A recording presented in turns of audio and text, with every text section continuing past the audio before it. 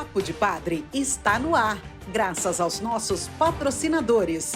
Grow Engenharia e Serviços, empresa capixaba para atender as demandas industriais. Odonto Scan, a maior clínica radiológica do estado do Espírito Santo. Papelaria Rainha, onde a majestade é você. Nogram Mármores e Granitos. Construtora Canal, marca de qualidade e confiança. Assista mais um programa Papo de Padre. Salve, paz e bem, mais um Papo de Padre no Mar. Obrigado pela sua presença e a sua companhia de sempre. Hoje nosso assunto é muito polêmico, toca a todos nós e é muito silencioso. Estamos aqui com essas 4 mulheres empoderadas, mulheres do mundo jurídico, do mundo civil, do mundo criminal, de modo especial, infelizmente, no que toca à pedofilia. Pedofilia, talvez na igreja, padres, pedofilia na família, em todos os lugares. Vamos entender um pouco mais esse crime silencioso que fere, que machuca e muitos talvez tenham até medo, não quero nem ouvir. Precisamos conhecer um pouco mais, conhecer histórias que machucam profundamente, mas devemos salvar essas crianças. Por isso, vamos com ela aprofundar um pouco mais, rezar e entender como lidar com o pedófilo, com a pedofilia e, de modo especial, com as crianças violentadas.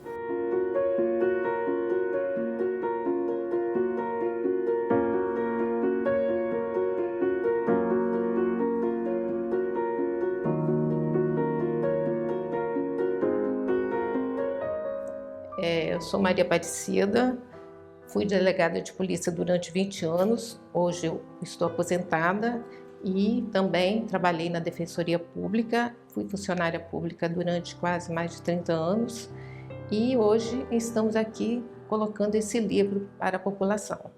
Elas são mulheres poderosas, em todos os sentidos do termo, e agora estão lançando aqui esse livro Inocência Violada. Além de mulheres, tem algo muito mais em comum. Trabalho no mundo da delegacia, no mundo do crime, de modo especial contra crianças e adolescentes, não é isso? Isso. Eu falo, doutora, delegada, como surgiu isso daqui? Do desejo de quando trabalhamos naquela delegacia de mostrar para a sociedade como eram os crimes contra crianças, os abusos praticados contra criança e adolescente, que resolvemos mostrar para a sociedade como esses crimes acontecem. É uma obra que durou 3 anos para ser concluída, mas felizmente nós conseguimos colocar um pouco de como essas crianças sofrem esses abusos. Vocês trazem aqui 11 casos. Sim. Que realmente deve ser muito mais. Com certeza. Por que esses 11? Elencamos esses para mostrar para o público como essas vítimas, que ali nesses casos são, como que é o passo a passo desse crime e que infelizmente eles ocorrem bem próximo a nós, dentro de nossas casas. Não sei a estatística hoje, como que está o número de pedófilos, mas é um número infinitamente grande. E a maior dificuldade é que pedofilia, difícil de saber quem é e quem não é. Eles podem estar aqui bem próximos a nós. Conta para nós um caso. É uma criança de 4 anos que chegou na delegacia, sendo encaminhada pelo hospital. Lá na delegacia a gente tinha uma salinha com cadeirinhas, que as crianças ficavam aguardando para serem ouvidas, enquanto nós ouvimos os polícias, as policiais que chegavam, as outras pessoas. E ela não conseguia sentar, ela sentou de lado. E aquilo ficou marcado até hoje na minha mente.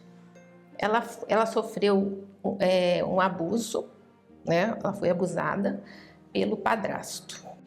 E a mãe chegou e defendeu o Amásio. Misericórdia. Mesmo tendo a certeza do fato? Mesmo tendo a certeza do fato, saiu do hospital, comprovado tudo. E ele é réu confesso. Na época pedi a prisão dela também. Você talvez conivente? Com certeza. Imagina. Menino de 4 anos. Como é que descobriu? Porque a criança sangrou e foi para o hospital? Foi por isso? Sim, ficou com a avó. Estava com a avó, levou imediatamente para o hospital. E no hospital ficou comprovado que ele tinha sido abusado. Dá para perceber que as crianças estão ao cuidado de alguns terceiros. Sim. Os responsáveis estão fora. E ali é no momento realmente do dia a dia, quando estão sozinhos, que o ato acontece. E como você falou, gente realmente bem próximos. São bem próximos, são pais, padrastos, vizinhos, pessoas que a sociedade não tem desconfiança, pessoas que deveriam estar aí para proteger essas crianças. E infelizmente até avô, nós temos casos de um avô. Nós que entendemos que hoje uma criança de 15, 16 anos não pode ter uma prática sexual, mas no passado se tinha os arranjos matrimoniais, as pessoas se casavam muito mais cedo. Por que essa mudança? Eu acredito que a medicina, ela acha que a mente, o desenvolvimento de uma pessoa, ele tem que passar por fases. E nessa fase ele não sabe exatamente o que ele está fazendo, ele não tem certeza daquilo que ele quer. Então a lei veio para proteger essa fase deles. Uma coisa chama atenção, o título. O título, Por que inocência violada? por incrível que pareça, esse título eu acordei e sonhei com esse título. Não sabíamos qual exatamente título iríamos colocar no livro. Aí eu liguei para a Martinha, falei, Martinha, já sei qual o título, Inocência Violada. Mas inocência violada é porque nós queremos com esse livro, nosso objetivo, que a sociedade proteja o que há de mais sagrado, a fase mais sagrada de uma pessoa, que é a fase da inocência. Como é que eu posso ter acesso a esse livro? No Instagram, @ Inocência Violada, e também no Amazon. Amazon.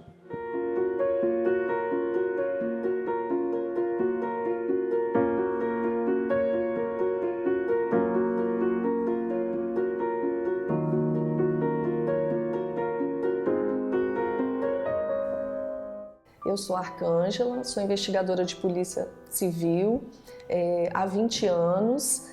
Também sou assistente social de formação, fiz a minha formação pela UFES e eu estou na Polícia Civil do concurso de 2002 e onde eu fui lotada na DPCA, Delegacia de Proteção à Criança e ao Adolescente, na época pelo meu perfil de assistente social. Fiquei 7 anos na DPCA e atualmente eu trabalho dentro da Secretaria de Segurança. E quando chega o momento em que eu descubro, que eu tenho a certeza do fato de que alguém próximo assediou uma criança, parente, filho e assim por diante, como se proceder? E agora? A família, quando ela descobre, ela procura, às vezes ela procura ou o Conselho Tutelar, ou às vezes ela procura direto a Delegacia de Proteção à Criança e Adolescente. Ela registra o boletim de ocorrência e a partir daí nós fazemos o quê? Nós encaminhamos a criança para o DML, que tem que fazer o exame de corpo de delito, e após isso a gente entrevista a criança no linguajar dela. Porque muitas vezes, dependendo da faixa etária, a criança ela tem um linguajar próprio. Como seria esse linguajar aí? Elas não falam os nomes genitais, né? Pênis, vagina. Geralmente elas falam leleca, elas falam pipiu. Então a gente tinha que nos transformar como uma criança mesmo, para que elas tivessem a confiança de contar para nós um estranho ali, tirando uma coisa tão íntima dela. Não é tão matemático assim, houve uma confusão dentro de casa, houve uma briga, não chega diretamente para a delegacia. Não. Primeiro há uma reviravolta dentro de casa. Então assim, realmente, às vezes há uma reviravolta. Mas é muito assim, é bem silencioso, sabe, Padre Anderson? É bem silencioso. Então, muitas vezes, a mãe ela leva na suspeita, porque às vezes ela realmente não quer acreditar, quando é uma pessoa próximo da casa dela. Às vezes é uma filha mais velha, que percebe que fica mais em casa, porque às vezes a mãe não está. Às vezes a mãe realmente é a última a acreditar que aquele companheiro fez isso.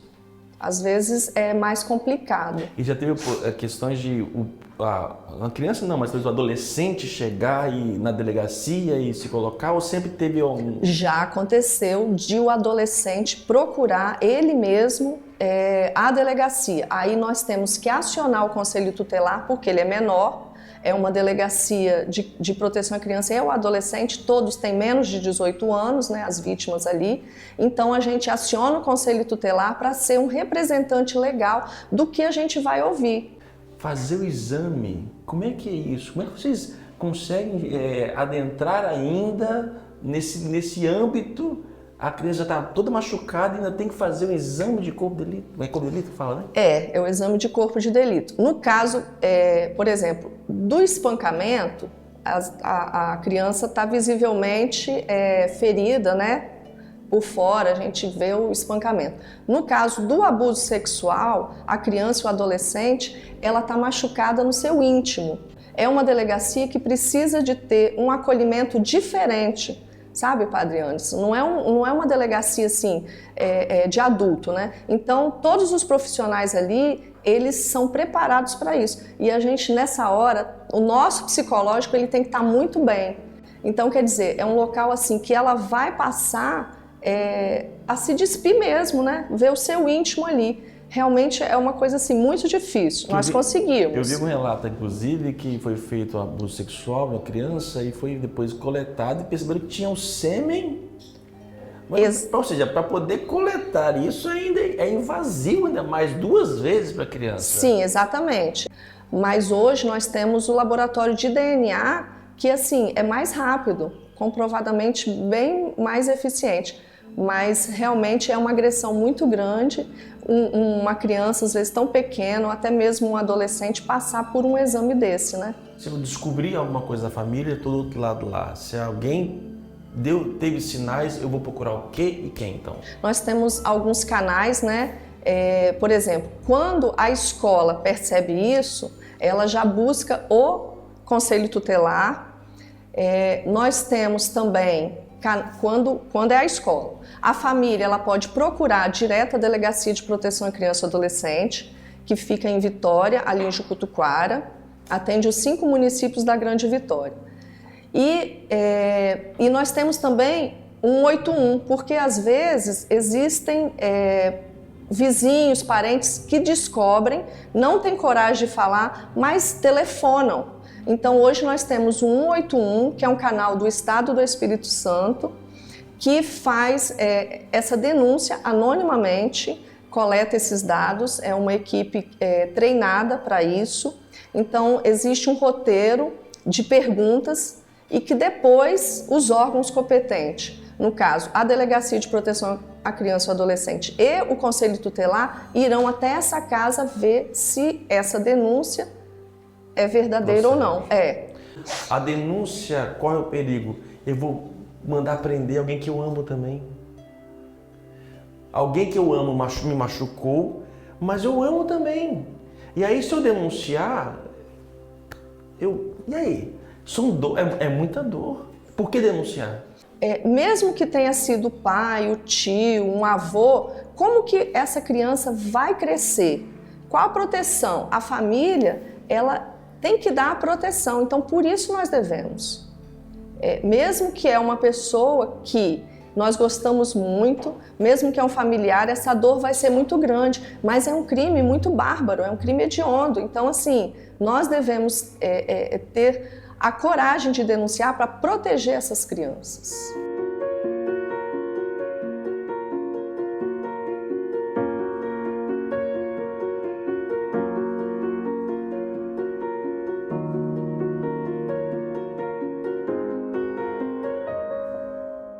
Me chamo Ariane Raceles Falsini, sou advogada criminalista, pós-graduada pela Universidade do Sul de Santa Catarina em Ciências Criminais. Cheguei à Delegacia da Criança e Adolescente em virtude da minha mãe ser a delegada na época, em 2006. Eu estava no último período, no último ano de faculdade e em virtude de gostar muito da área criminal, Acabei nas minhas férias indo fazer um estágio lá. Gostei muito do tema, inclusive a minha monografia final foi sobre violência presumida no crime de estupro, que pegava essa parte de menores. E aí eu gostei do tema e acabei me envolvendo. E minha vida hoje profissional, há 11 anos, é baseada na parte criminal. Doutora, uma vez detectado o crime, o criminoso, enquanto lei, o que é colocado, o que é aplicado para esse criminoso? A penalidade que um estuprador do 213 pode ter é de 6 a 10 anos, normal. Agora, estupro de vulnerável, ele pode ter de 8 a 15 anos. Se ela for pega em flagrante, ela é presa. Sim. Agora, se ela não for pega em flagrante, ou ela tem que ter um mandato de prisão preventiva para que ela seja presa, ou então, infelizmente, ela conviver continua. com aquela situação. Ela pode pedir uma medida protetiva para que ele não chegue perto. Desde 2006, que foram quando aconteceram os fatos que escrevemos no livro, tivemos muitas mudanças significativas na lei. O crime de estupro em si já é um crime bárbaro para adulto, imagina para uma criança. Em relação ao crime em si, antes nós tínhamos a vítima, por exemplo, que era só a mulher. Hoje nós já mudou a vítima, que era mulher, para alguém. Então, tanto o homem quanto a mulher hoje podem ser vítimas de estupro. E também mudou o objeto. Antes, para ser crime de estupro consumado, tinha que ter uma conjunção carnal, ou seja, a penetração do órgão masculino no órgão feminino. Hoje já não precisa, por quê? Foi colocado dentro do artigo 213 do Código Penal outros atos libidinosos.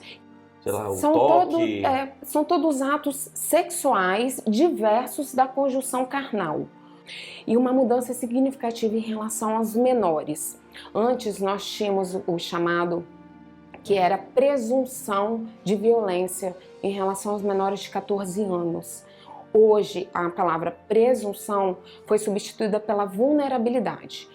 Deu uma maior margem para um julgador, para um juiz que julga. Porque hoje nós temos um adolescente, às vezes de 14 anos, que tem uma consciência do ato sexual. Ele sabe o que está fazendo, às vezes ele permite.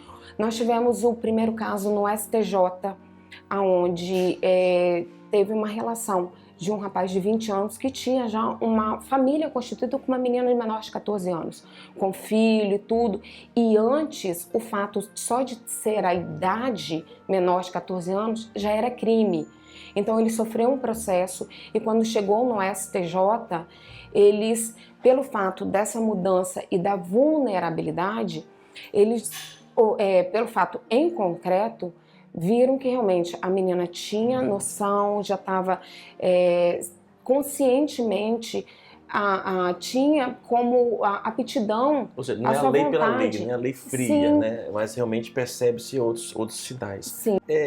Como é que silenciar aquela criança? Ele utiliza o medo, muitas vezes, que a criança tem, muitas vezes uma ameaça de vou matar a sua mãe, se você contar, vou matar o seu pai. E a criança não tem o discernimento de que aquilo, às vezes, é mentira, ele não vai fazer. E também oferece agrados.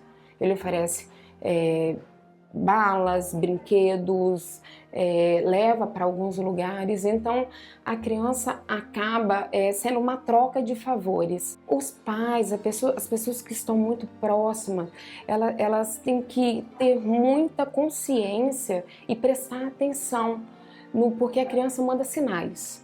Ela muda muitas vezes o seu jeito, ela silencia, ela não quer ficar perto muitas vezes desse parente, porque realmente é um crime que é muito silencioso, que não tem testemunha, só está entre o abusador e ela.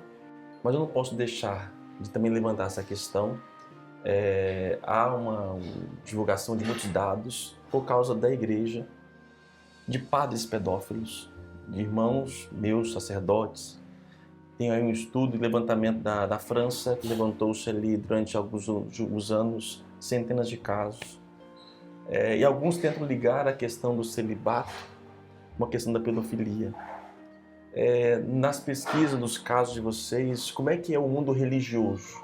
A figura do sacerdote, a figura talvez de um pastor, que também pode incutir esse medo.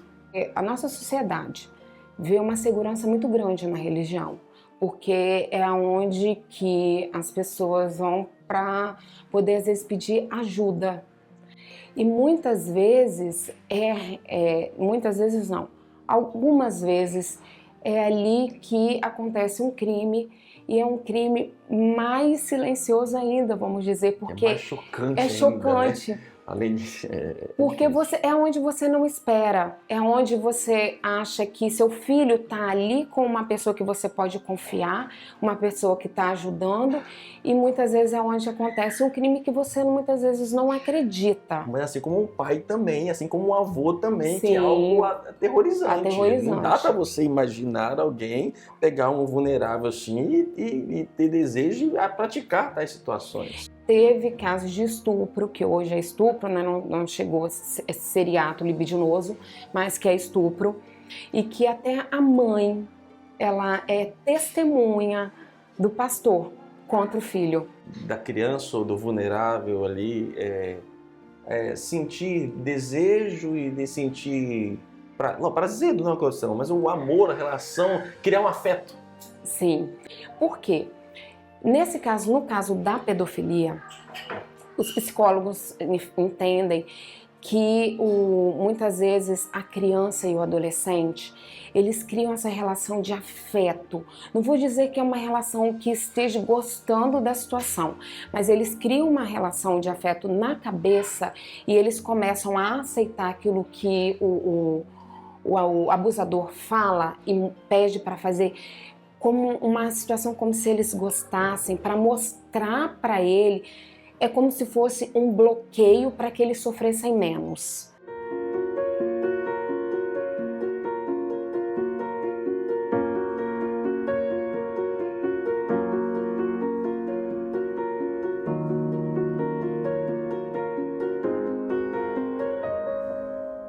Meu nome é Marta Silva Vieira da Costa, funcionária pública estadual aposentada por 19 anos. Minha trajetória foi em várias delegacias de polícia, inclusive a Delegacia de Proteção à Criança e ao Adolescente, onde nós pegamos todos os dados para fazer o livro Inocência Violada. Hoje eu curso Ciências Humanas. Eu tenho uma curiosidade de estar estudando sobre o ser humano em si, a sociedade, o mundo em que vivemos. Sempre que a denúncia é realmente de fato acontecendo? Ela pode ser... Acontecem situações que podem ser falseadas? Sim, ela pode ser verdadeira ou não. A criança chega e começa, nós vamos para o mundo da criança. A gente senta, brinca, dá brinquedos para a criança. E quando a criança toca no nome da genitália, ela não fala no nome científico. Ela fala Lulu, perereca, leleca, como nossas mães mesmo nos ensinaram.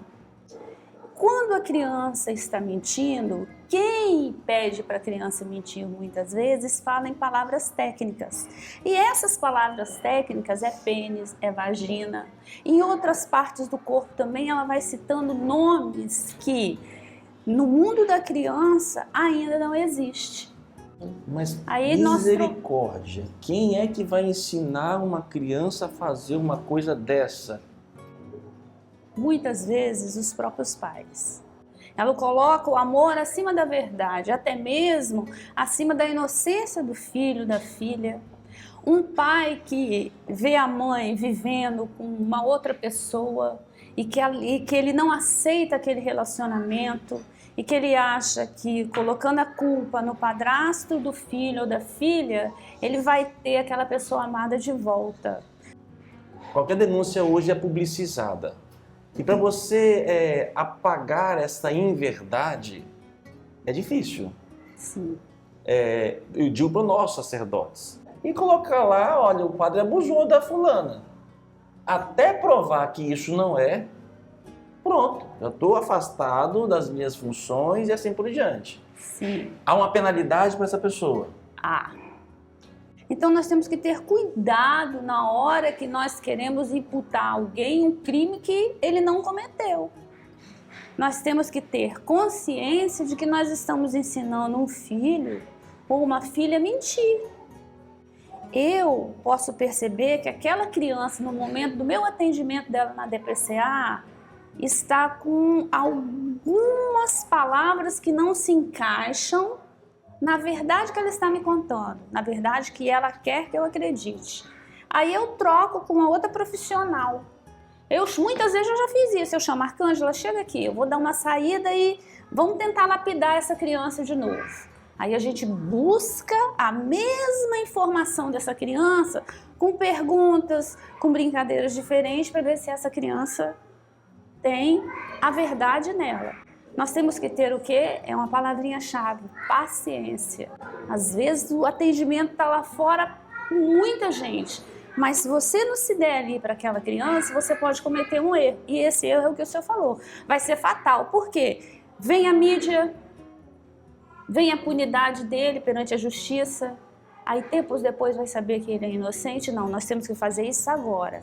Nós tivemos um caso há uns meses atrás, que foi noticiado na Serra, um senhor idoso que a mãe, não se conformando com o namoro, o término do namoro, ela falou que ele tinha abusado das duas crianças.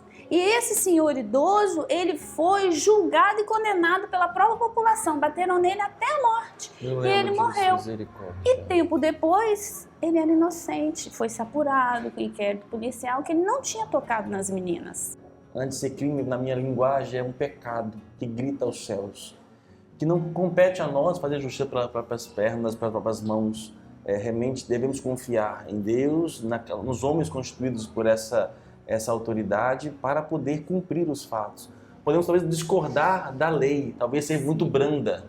Quer ser justiceiro num caso desse? Viu que a criança está sendo abusada, que realmente é um abuso? Denuncia, chama o conselho tutelar.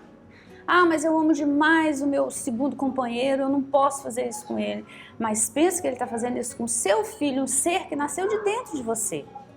Está no livro, uma adolescente, que ela foi abusada pelo padrasto muito cedo. E ela era a irmã de 8 anos e um irmãozinho, fruto do casamento da mãe com esse padrasto. Mas no dia que ela viu que o padrasto estava tentando abusar da própria irmã, ela falou: comigo aconteceu, mas eu não posso deixar acontecer com a minha irmã. Então ela percorreu a pé, com uma roupinha de baby doll, de um município a outro, até chegar dentro de Vitória, na nossa delegacia, descalça, suada, para pedir socorro, para a gente ajudar.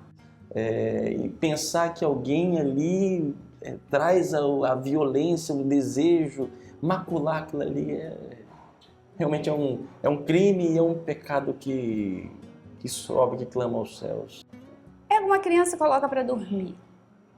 Meu filho mesmo, tirar ele do lugar é a coisa mais fácil. Você vai pegar, ele vai estar dormindo, no máximo que ele vai fazer é olhar para você, saber, e você coloca ele em outro local e ele continua dormindo, porque ele confia no que você está fazendo com ele. E o abusador dá o ato da violência. Ele interrompe uma fase da criança do sonhar, do brincar, do sorrir, para um choro, ou para um silêncio muito Timidez, profundo dentro dele. É muito comum no confessionário, no atendimento dos nossos padres, de pegarmos pessoas adultas que viveram tais situações. É difícil e carrega marcas. Às vezes, devemos curá-las. Coisas que não voltam atrás. Mas eu tenho que perdoar, me perdoar, aceitar tais situação e tentar seguir em frente. Mas é possível, na graça de Deus, voltar a criar asas, mesmo que as marcas estiveram presentes em nossa existência. Conversem sobre isso em casa. Denunciem se for preciso, se é necessário. Devemos construir um mundo melhor, deixar um mundo melhor para aqueles que estão por vir. E se deixaram marcas em nós, vamos tentar recomeçar e construir a nossa vida na graça do nosso Deus. Muito obrigado.